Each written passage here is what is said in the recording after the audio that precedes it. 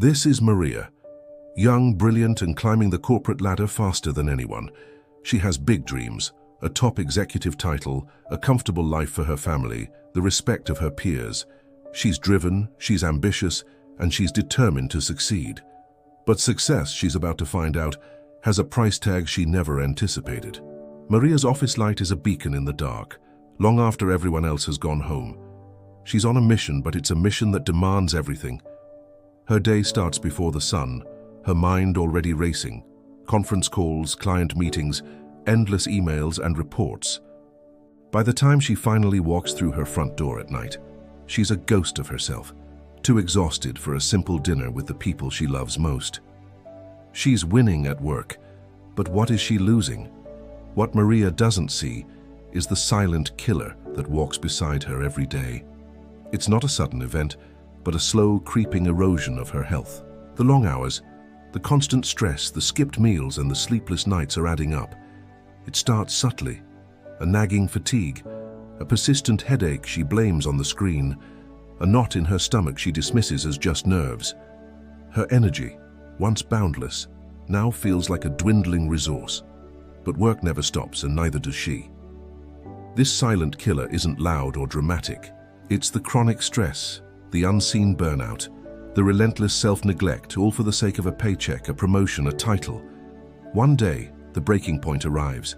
Maria is about to walk into the most important meeting of her career, the one that could seal her next promotion.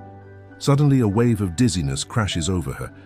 Her heart pounds against her ribs, her breath catches in her throat, her palms are slick with sweat. She ignores it. She has to. She pushes through the meeting, a forced smile plastered on her face, her voice steady. But afterward, the world feels like it's spinning off its axis. It's just stress, she tells herself, brushing it off. Later that night, she collapses onto the couch, utterly drained. Her partner's voice is a distant murmur. She can barely form a response. When she finally crawls into bed, her mind is a chaotic storm of work, schedules, and failures. Her body, however, is screaming a different message. It's begging for rest, but Maria isn't listening. A few days later, Maria wakes up not in her own bed, but in a sterile hospital room. The diagnosis: severe burnout.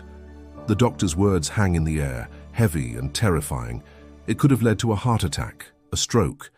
The silent killer, that relentless grind she embraced as the cost of success, had finally caught up with her. The shock is profound. She was winning the game, but in the process, she was losing her life. The realization hits her like a physical blow. Her ambition had blinded her to the one thing she could never replace, her own well-being. Forced to take time off, Maria finally has a moment to breathe, to think, to re-evaluate everything. She starts to learn a new language, the language of boundaries. She rediscovers the simple joy of a meal with her family, the peace of an evening without emails, the deep relief of a full night's sleep. Her career is still important, but she now understands that no job, no title, no amount of money is worth sacrificing her health. Maria's story is a wake-up call. The silent killer of burnout doesn't discriminate. It preys on the ambitious, the dedicated, the ones who always go the extra mile. But if you don't take a step back, it can have devastating consequences. Success at work is meaningless without your health. So please, take a moment. Listen to your body. Rest, recharge, prioritize yourself, because you are more important than any job. Thank you for watching. If this story resonated with you, please consider liking this video and subscribing to our channel for more content that matters. Take care of yourselves.